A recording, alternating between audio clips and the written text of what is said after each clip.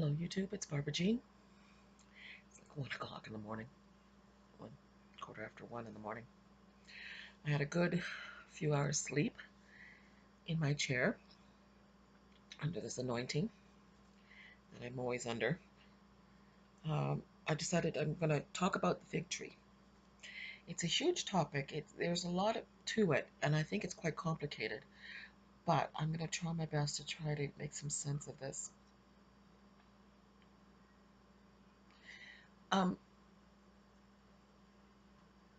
The fig tree is described as being Israel.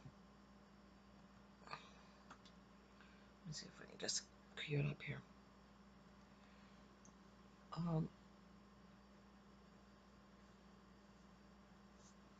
The fig tree is I've heard a lot of people, and it's quite commonly believed that the fig tree is Israel in most of the passages that are read or talked about in the Bible about the fig tree.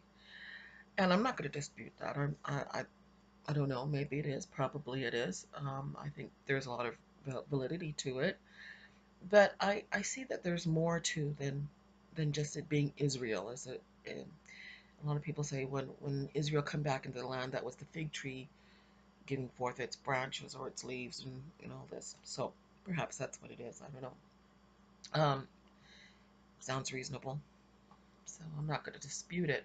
But I think that there's more to it than that it just be Israel. There's a lot said about the fig tree, particularly in the last days. When you look at the book of Revelation, there's that particular verse that talks about in the judgment of God in the sixth seal, Revelation 6:12, and behold, when he had opened the sixth seal, and lo, there was a great earthquake, and the sun became black as sackcloth of hair, and the moon became as blood, and the stars of heaven fell unto the earth, even as a fig tree casts her untimely figs, when she is shaken of a mighty wind.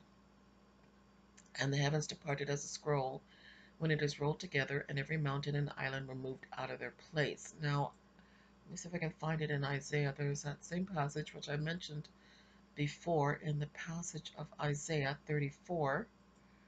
It says the same thing.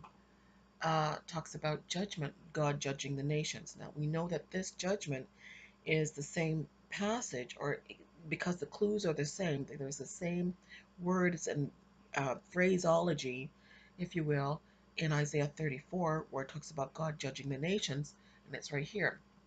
Isaiah 34. Verse 1, come near, ye nations, to hear, and hearken, ye people. Let the earth hear, and all that is therein, the world and all the things that come forth of it.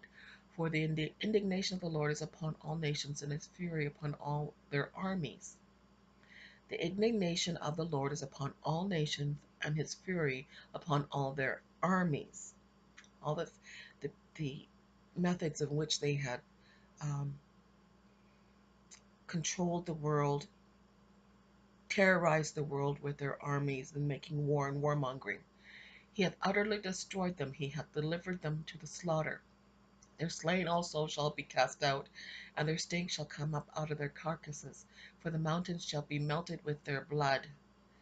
And all the hosts of heaven shall be dissolved, and the heavens shall be rolled together as a scroll. There's that same phrase that we found in Revelation, the sixth seal. And all their hosts shall fall down, as the leaf falleth from off the vine, and as a falling fig from the fig tree. And my sword shall be bathed in heaven. Behold, it shall come down upon Idumea, and upon the people of my curse, to judgment.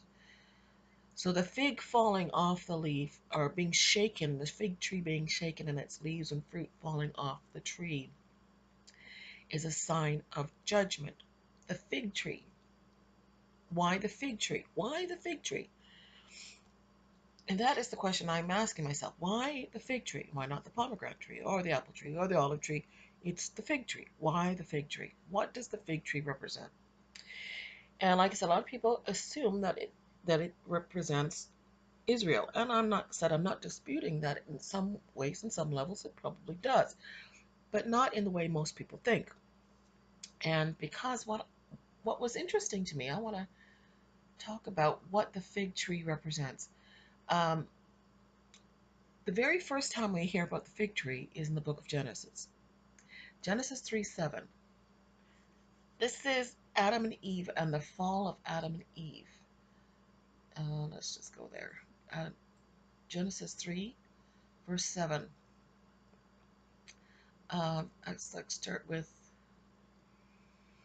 Let's start with Genesis 3:1.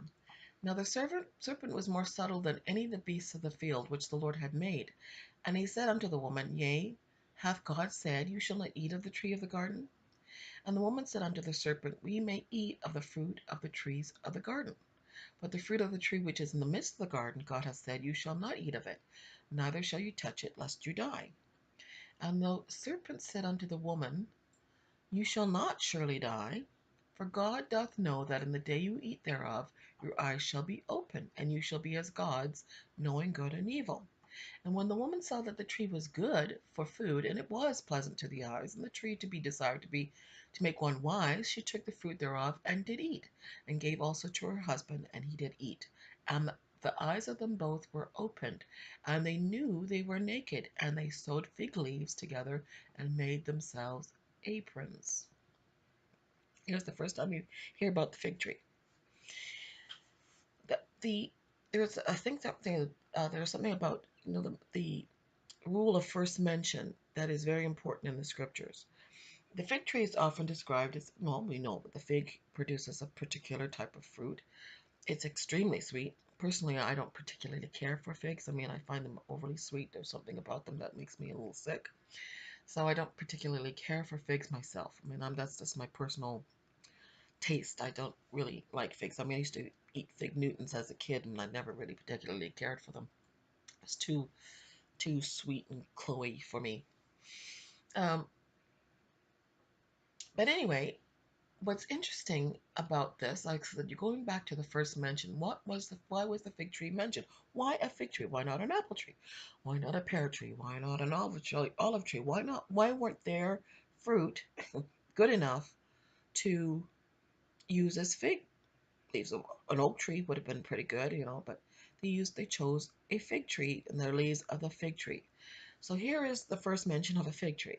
It was used to cover their sin, to cover their nakedness. It wasn't sinful that Adam and Eve were naked in the garden together. God made them that way. But he clothed them in light so that not even God could see their nakedness. God wasn't interested in their nakedness. Adam and Eve's nakedness was for themselves, for their own enjoyment, for their own pleasure of each other. That's the way God made it. And if you don't believe me, just go back here. Let's go back to Genesis 2 when God made man. What did it say here? Um, God brought the woman to the man, and he was so excited. Oh man, he was, well, this is the one. This is the one I've been waiting for.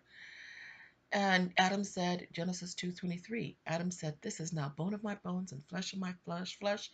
She shall be called woman because she was taken out of man. Therefore shall a man leave his father and his mother and shall cleave to his wife, and they shall be one flesh. What did Adam know about mothers and fathers? Why would Adam bring up mothers and fathers? He who had no mother or father in earthly terms understood mother and father. Where did he get that concept from? Could be because he knew in his heart that God was both his mother and his father. Otherwise, where would this concept come from in Adam's mind? That he had to leave his mother and his father and cleave to his wife. That's a side point. Something to think about. And they were both naked, the man and his wife, and they were not ashamed. There was no shame between them. There was nothing between them, that no guile. The fig tree represents sweet things. It's mentioned many times in the scriptures as being sweetness. It's a tree of sweet. In the Song of Solomon, the fig tree gives forth its fruit, and it's sweet, and it represents the sweet things of life. I'll have to cue it up again. It's mentioned But how when the people of Israel would come back into their land, they would each have their own fig tree to sit underneath, and um, how what a blessing that would be to be able to be sitting under their own fig tree. Let's see if I can find it here. Um, let's see, find a verse for you here.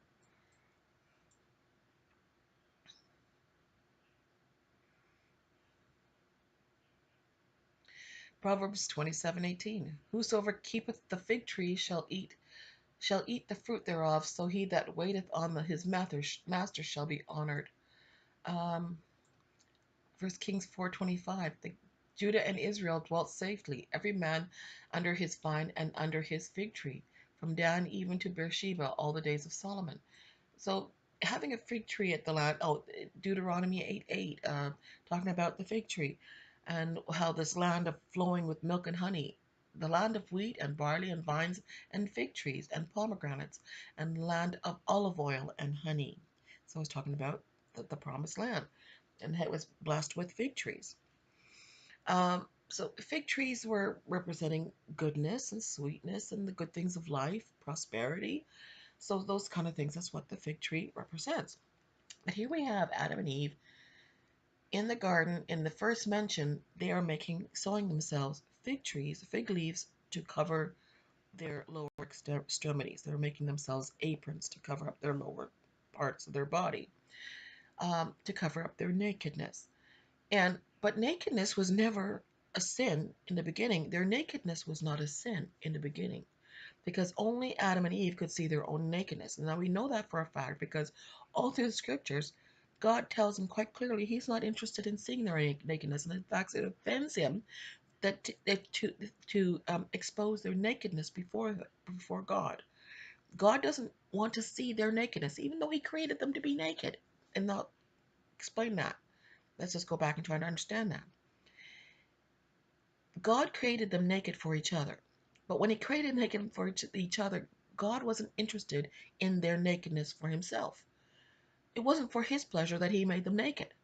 He made them naked for each other. So when God came into the garden, when Jesus came and walked with Adam and Eve in the garden, it wasn't to view their nakedness. In fact, the nakedness that they had for each other was not visible to God, who was walking in the garden with them. I hope this makes sense. They were clothed in light. God wouldn't, even God wasn't willing or wanting to see their nakedness because it didn't belong to Him. It belonged to Adam and Eve. Okay? I hope you understand what I'm saying. So when they lost their light and they became exposed, not, like I said, they already knew that they were naked to each other, but their nakedness was exposed to the rest of the world, to the animals, to God, to they lost their ability, their clothing, they lost their light to hide their nakedness from everybody else. And that everybody else is the curse of their nakedness. You see what I'm saying? That's why they chose the fig tree. They used the fig tree to make themselves leaves to cover something that was previously unexposed to the world, to hide that from, um, made a barrier between themselves and the world and to each other. Now had this barrier of fig leaves around them to hide behind. Okay? Now, what happened, if you think about what happened just in the garden, Adam and Eve were beguiled. They were beguiled. They were they were deceived by craftiness. They were deceived by cunning, sly deception. Okay? They were deceived by the sweet appearance of this tree of knowledge of good and evil. They were deceived by what appeared to be good fruit, um, would bring knowledge, would satisfy their hunger, would satisfy their need for their longing to be like God. It seemed to have all the answers, okay? But it was actually a deception. It wasn't, it was truth and yet it wasn't. It was true and a lie, truth and a lie at the same time. It was subtle craftiness. It was guile, is what it was. Okay. Now, what's interesting, I think this is really interesting, when Jesus mentions the fig tree in the New Testament, the first time he mentions the fig tree, or the fig tree is mentioned in the New Testament, somebody is sitting under a fig tree. Just like the scriptures talk about, every man's going to sit under their own fig tree in the land of Israel. Um, Here in Matthew, is it Matthew? Let me just see if I can find it here. Um, where is it now? Somebody's sitting under I think it was one of the apostles or the disciples at the time. Let's see if I can find it. Where is it? John, the book of John, Nathaniel, one of the disciples of Jesus that was called to follow him. And Jesus is now gathering his apostles to him. And John says I mean, the word is getting out that this new man named Jesus is amazing. You got to meet him. You got to meet him. So all these new people were starting to follow Jesus. And Philip finds, Philip, let me just see if I can read it here. John 1:43. The day following, Jesus would go forth into Galilee and find Philip, and said unto him, Follow me. Now Philip was in Bethsaida, the city of Andrew and Peter. Philip findeth Nathanael, and said unto him, We have found him, of whom Moses in the law and the prophets did write, Jesus of Nazareth, the son of Joseph. And Nathanael said unto him, Can there be any good thing come out of Nazareth? So it's kind of a sarcastic remark, if you will. Can any good thing come out of Nazareth? But this is really interesting. I think just listen to this for a second. So Philip said unto him, Come and see. Jesus saw Nathanael coming to him, and saith to him, Behold, an Israelite indeed, in whom there is no guile. Nathanael said unto him, Whence knowest thou me? And Jesus answered and said unto him, Before that Philip called thee, when thou wast under the fig tree, I saw thee. And Nathanael answered and said unto him, Rabbi, thou art the Son of God. Thou art the King of Israel. Now that's an unusual thing to say, but I guess Nathanael, a man who had no guile or subtlety or slyness or craftiness, um, um, um, no deception in him, as Jesus said he was, even though he was sitting under a fig tree, he said, here's a man with no guile. And because of that one statement, because Jesus was able to see him sitting under a fig tree, he says, You are the Son of God. Now, this amazed Jesus. I mean, how can one statement utterly change your mind as to who, or make you believe that Jesus is the Son of God, go from being under a fig tree and being saying, I saw you under the fig tree. Oh, you must be the Son of God. That's a big leap. But because Nathanael had no guile in him, he was able to see the truth. Interesting. The fig tree was there close to wherever Adam and Eve was when they had the fall, and Adam and Eve used the fig tree to cover their sin, to hide their nakedness, to hide behind, if you will. So I think this is really an interesting passage. So he says, Verily, and Jesus answered and said, Because I said unto thee, I saw you under a fig tree, believest thou? Thou shalt see greater things than these. So Jesus was quite amazed by his incredible ability just to say, wow, you must be it. You're the truth. You're the true thing. You're the big kahuna. Because you saw me under a fig tree. Well, anyway, I just think that's really interesting. And like I said, this passage, he talks about, I saw you under a fig tree, and he says to Nathanael, there is a man with no guile. The fig tree represents hiding behind, um, um, like I said, it represents the guile of the fall of Adam and Eve, the guile that Satan used the craftiness, the subtle craftiness that Satan used to bring down Adam and Eve, um, to deceive them. He beguiled them. He beguiled Eve. Now, Adam wasn't fooled, but he still fell. Whereas Eve was beguiled. She was gullible. She It represents gullibility, if you will, her gullibility. And so they used the fig leaves to cover their nakedness. Now, I think this is really interesting because, like I said, when it comes to the end times, Jesus cursed the fig tree. He didn't go to an apple tree when he was going into Jerusalem um, to sacrifice himself as an offering, a blood sacrifice to cover our sins. But when before he did, he went in and he cursed the fig tree, which represents at the fall of Adam and Eve. Let's see. Um, Mark Mark 13:28. Now learn the parable of the fig tree. When her branches is tender and puts forth leaves, know the summer is near. Um, and it talks about also this parable, Luke 13, about the fig tree. The man planted a fig tree, and the Lord wanted to cultivate it, so he had to dung it. He had to, in order to produce fruit. But that's not where I really want to go. This is where I want to go next, to the cursing of the fig tree. And where, let's see if I can find it here for you. Jesus goes into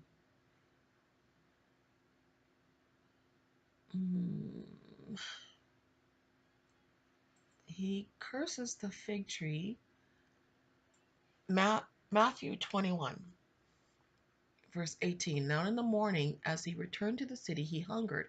And when he saw a fig tree in the way, he came to it and found nothing thereon, but leaves only.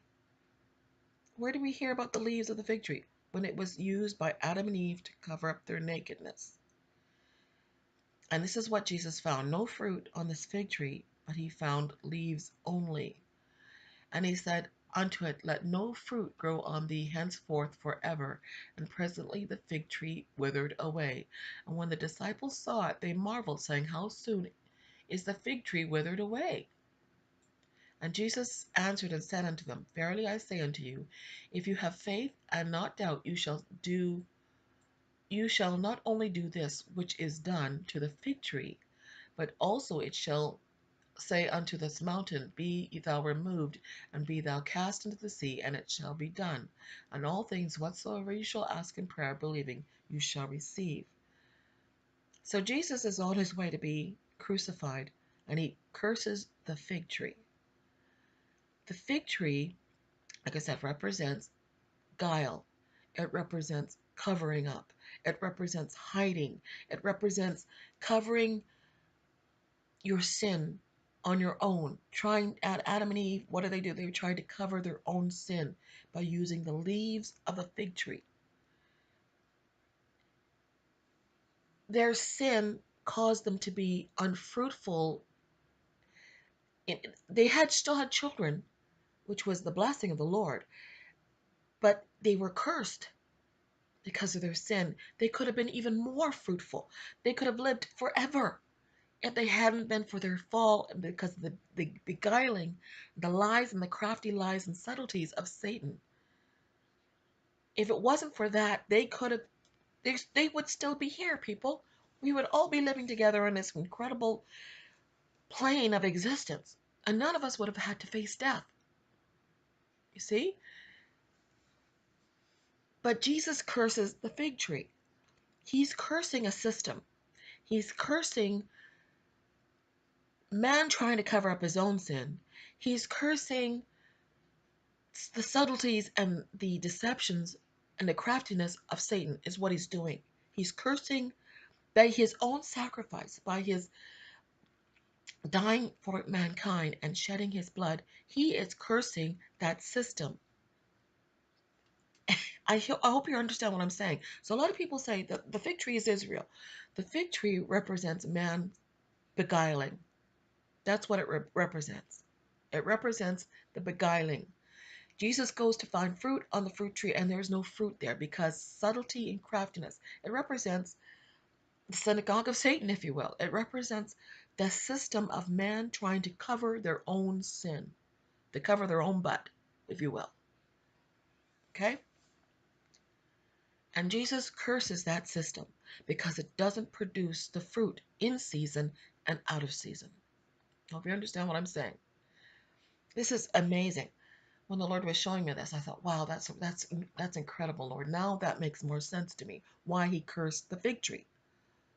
He wasn't cursing Israel people. He was cursing the system. He was cursing what it represented, which was man covering his own sin. His man's inability to cover his own sin. He was cursing that system. He was cursing the system of cover up. Now, what's interesting to me, when the day of the Lord comes, what is shaken? It's the fig tree. Let's go there. Let's just read what it says here. In the day of God's vengeance and judgment, Isaiah 34, verse 4. And all the hosts of heaven shall be dissolved, and the heavens shall be rolled together as a scroll, and all the hosts shall fall down, as the leaves falleth off the vine, and as the falling fig from the fig tree. Now let's go to Revelation chapter 6. This is the sixth seal. And the stars of heaven fell unto the earth, even as the fig tree casts her untimely figs when she is shaken of a mighty wind. It's representing when Jesus comes to judge the earth. All those things that were hidden, all the things that were the subtleties, the hidden deceptions, the craftiness, all that is coming down. Everything will be exposed. All their sins that these people have been covering up for thousands of years, not just in the last 60 years or the 50 years or 20 years, thousands of years of subtle deception and craftiness will all be falling to the ground. It will all be dissolved. It will all come down. Their system of deceptions and subtleties will come crashing down on their heads. That's what that represents. Isn't that amazing? That's amazing. It's the system of guile. It's a system of beguiling. It's a system of cover up. It's a system of deception that is coming to the ground, that is falling. It's shaken. The leaves are coming off the fig tree, people. That system has been cursed. It was cursed when Jesus Christ came and died on a cross, and that system is continuing to be cursed. It's a continual thing, and it will continue to be shaken, and it is shaking even now. The powers and principalities are coming down, people. We're seeing the stars, these people are seeing stars enter the Earth's atmosphere. Are they stars or are they fallen angels, people, that are being thrown down in the heavenly realms and that are being manifest? We're seeing, Jesus said, I saw Satan fall like lightning to the earth. And people are seeing these fireballs coming, but they don't seem to land anywhere. They just keep falling. People are seeing, witnessing these fireballs entering the Earth's atmosphere, but they're not landing anywhere. Well, how come we're not seeing evidence of all these fireballs hitting something? They should be hitting buildings or hitting something. We should have some atmospheric evidence. But people are seeing something manifest in the physical realm that's going on in the spiritual realm. Whatever's going on in the spiritual realm manifests in the physical. Jesus says, I saw Satan fall like lightning. We are seeing the stars of heaven fall unto the earth, even as a fig tree casts her untimely figs when she is shaken of a mighty wind. This represents the powers and principalities that are hindering the rapture of the church. The sixth seal, we saw the stars of heaven fall. They will be like the shake of a fig tree. All those lies and those deceptions, all the cover up will be coming down, because all the cover up is what's keeping God from judging the earth, because it's been covered in subtlety.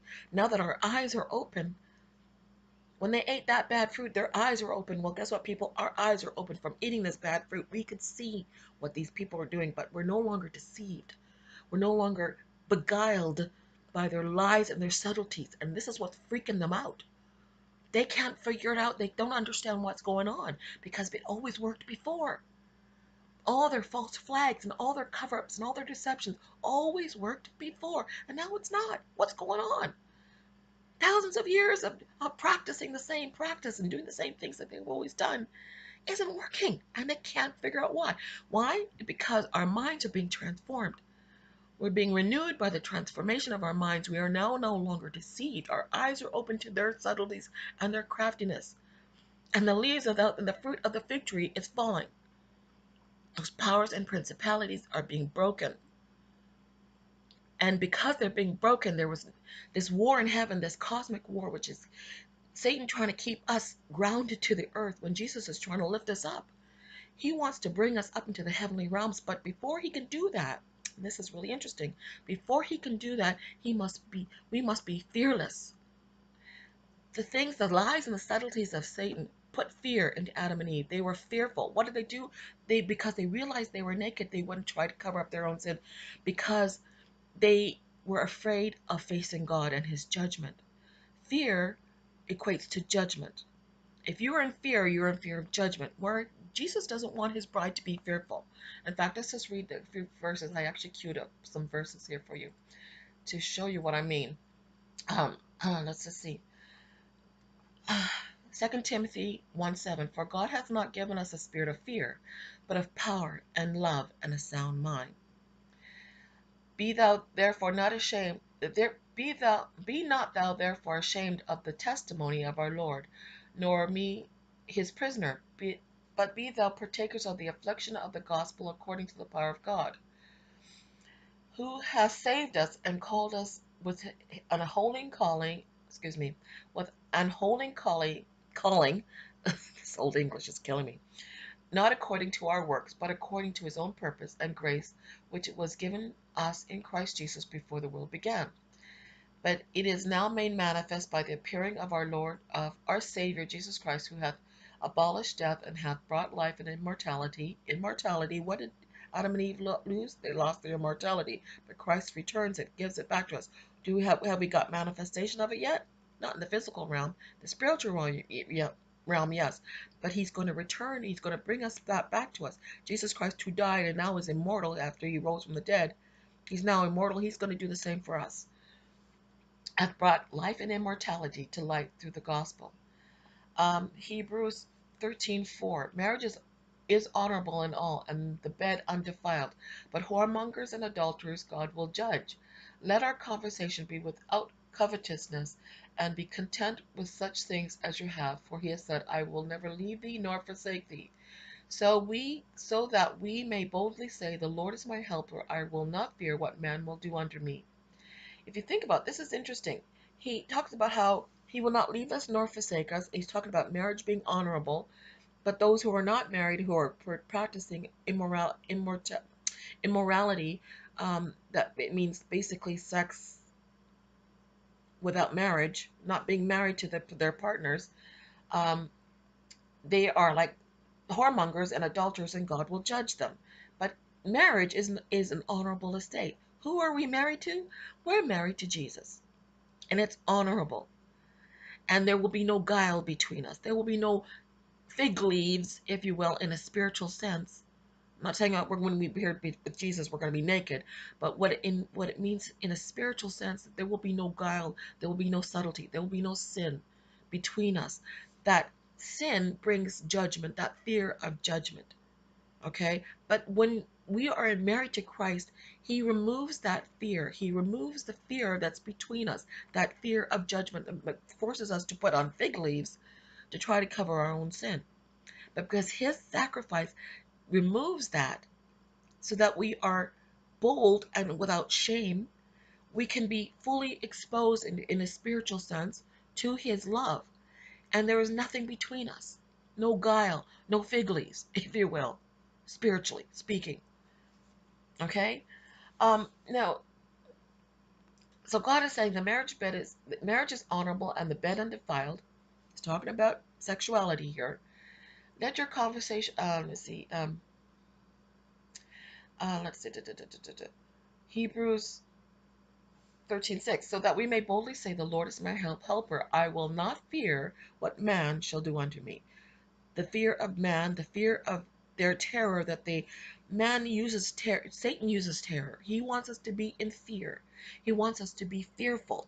That's why he uses all the tactics he does. That's why he puts plagues and pestilence and kills and destroys and uses his armies of the nations to bring terror and fear. That's his mode of operation, is to make us fearful, to build up the fear with more and more pressure and more things. But it's strange things happening because we're being transformed by the renewing of our mind, because we're being set free by the power of Jesus Christ, who sets us free from fear.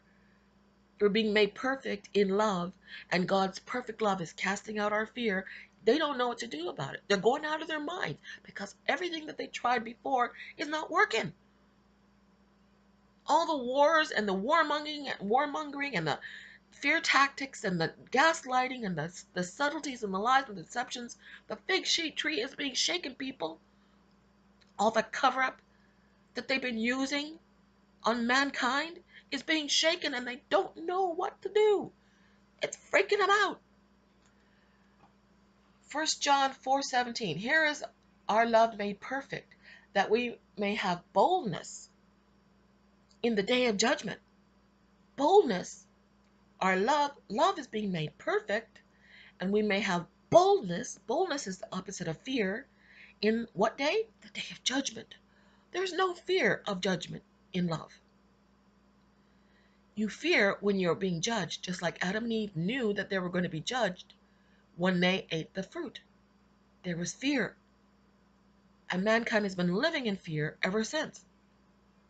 But here it says, here is our love made perfect, that we may have boldness in the day of judgment, because he is, so are we in this world. There is no fear in love, but perfect love casteth out fear. Casteth, like a fig tree casteth its untimely fruit. The fig tree represents the fear that we're all hiding from by covering ourselves up with the fig trees. That's fear of judgment. Because he that feareth is not made perfect in love.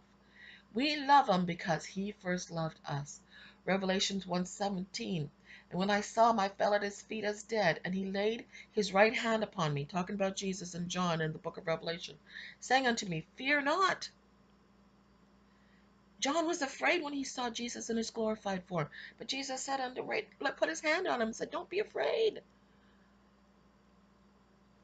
I am the first and the last. I am he that liveth and was dead, and behold, I am alive forevermore. Amen. And have the keys of hell and of death. There is no fear in love. Perfect love casts out fear. When Jesus says that he's coming for a bride without spot or wrinkle, what is he saying? He's removing our fear of judgment by perfecting us in love, our love for him. The more we love the Lord, the less fearful we are, because we realize his love is casting out that fear. He's drawing us to him. He's not saying, oh, you filthy sinner. He's saying, come to me. He's drawing us in. Like he wants to give us a great big hug.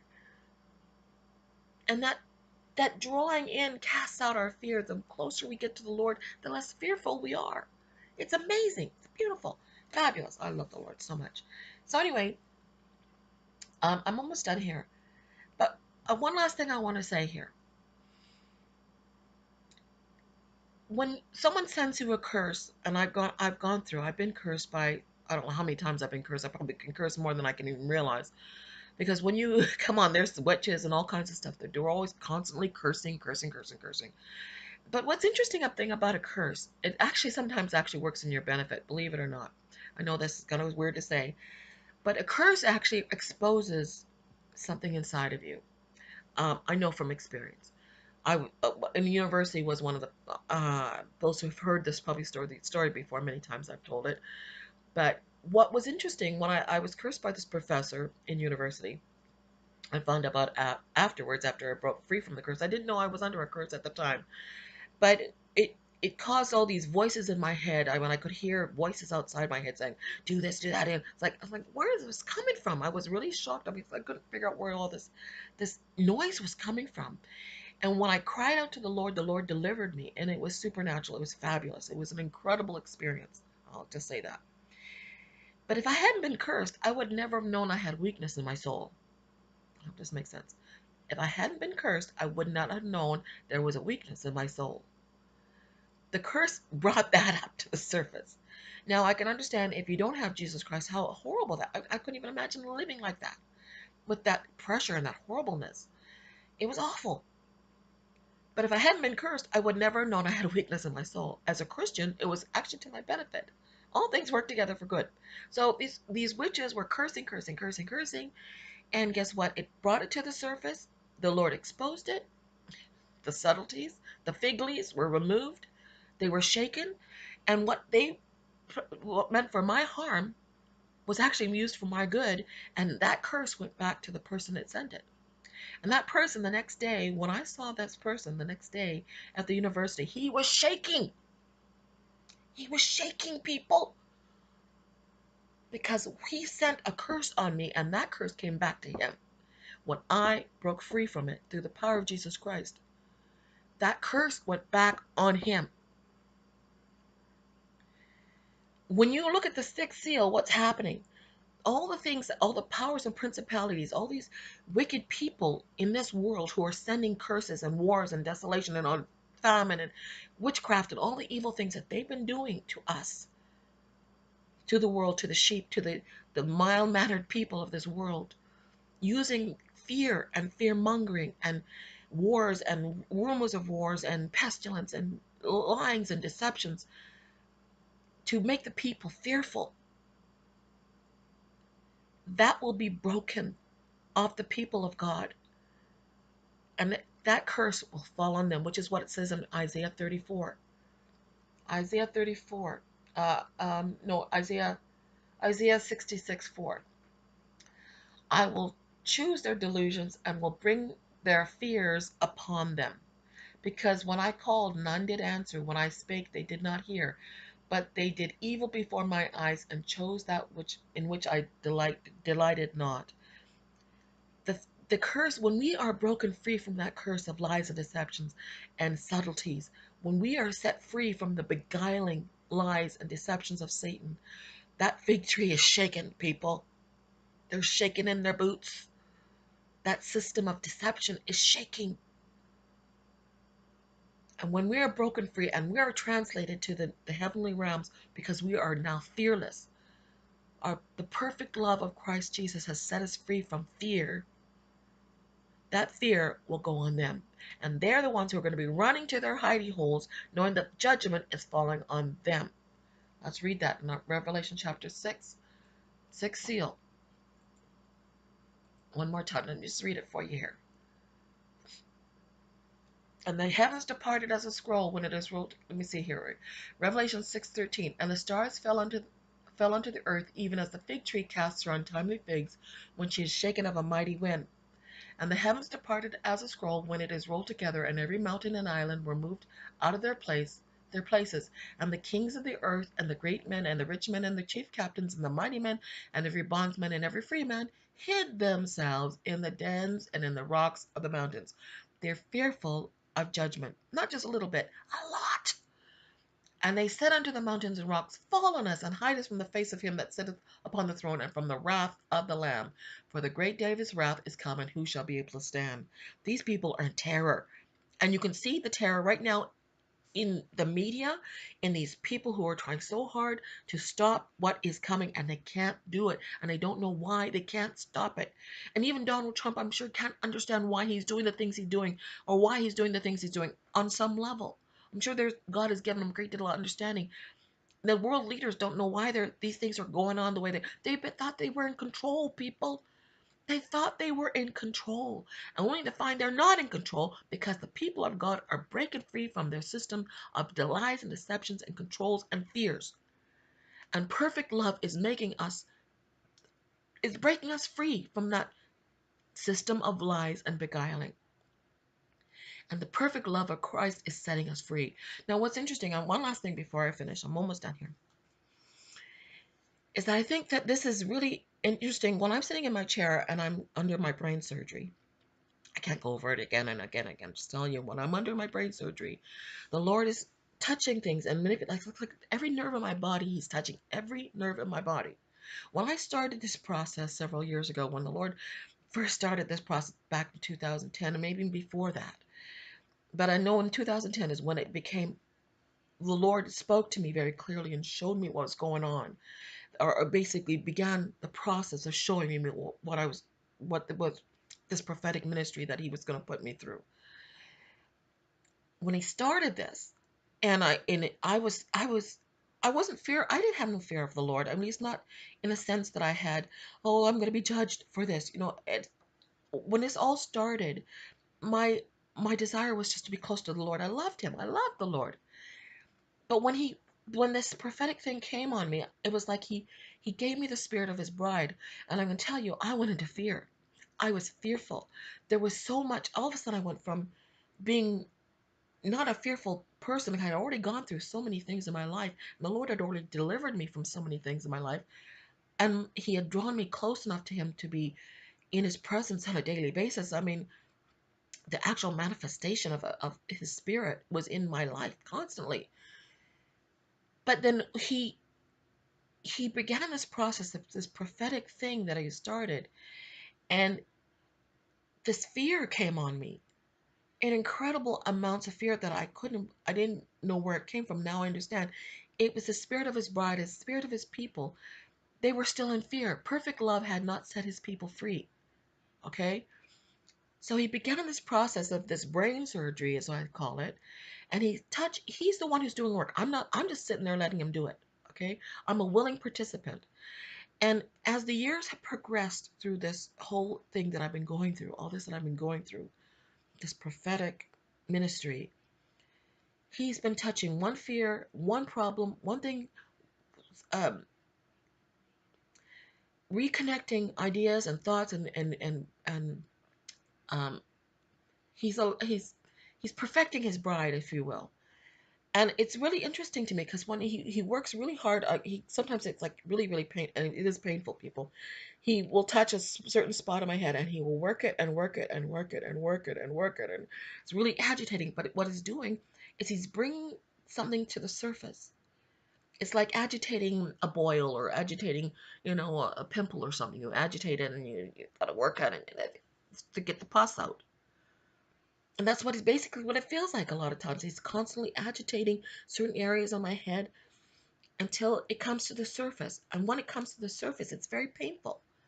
But once he's cleansed it and it's gotten rid of, suddenly it just feels like, oh, relief. And often I go to sleep because sometimes it goes on for a long time, sometimes hours, this agitation. And it brings it to the surface and he cleanses it. And then I just, oh, so relieving. I actually fall asleep because it's such a relief.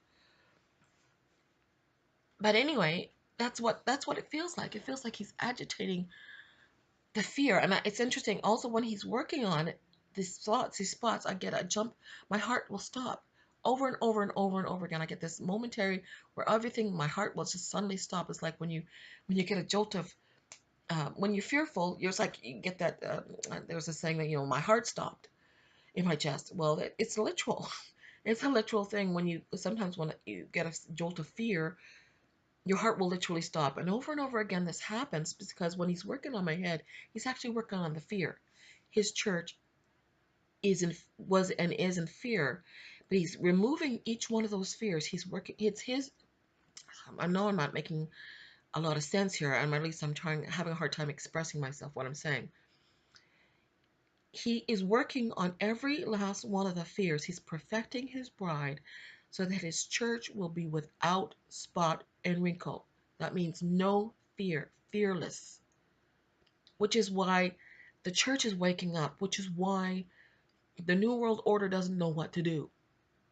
The New World Order, the Old World Order, the system of lies and deceptions, they can't figure out what's going on. And that's why the fear that they sent on us is going back on them. The curse of that fear, the curse of the fig tree, is no longer going to affect his people. It's going back on the people who sent the curse.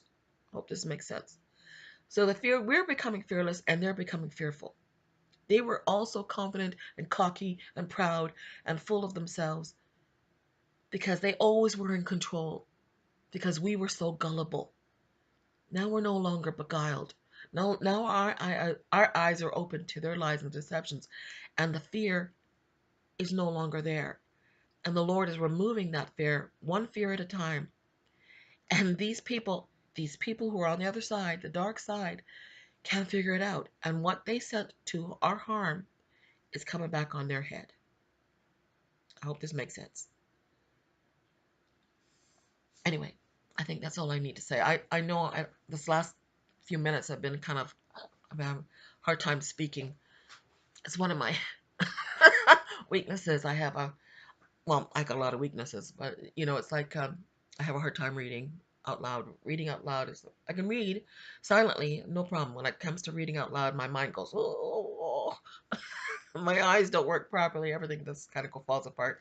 And plus, I'm not exactly a verbal person, so it's very hard for me to sometimes express what's in my head. But I hope you got the gist of it, because this is really huge. This is an amazing passage. This is an amazing idea. Like I said, was Jesus cursing Israel? No, he wasn't cursing Israel. He was cursing the system of deception, a cover up. Okay? So I think this is far more important. And I think that I hope you understand what I'm saying, because this is huge. This is huge. We have so many times people have looked at the fig tree and said, "Oh, Jesus was cursing Israel." He wasn't cursing Israel, people. He was cursing the system of cover-up lies and deceptions, and that's what he was.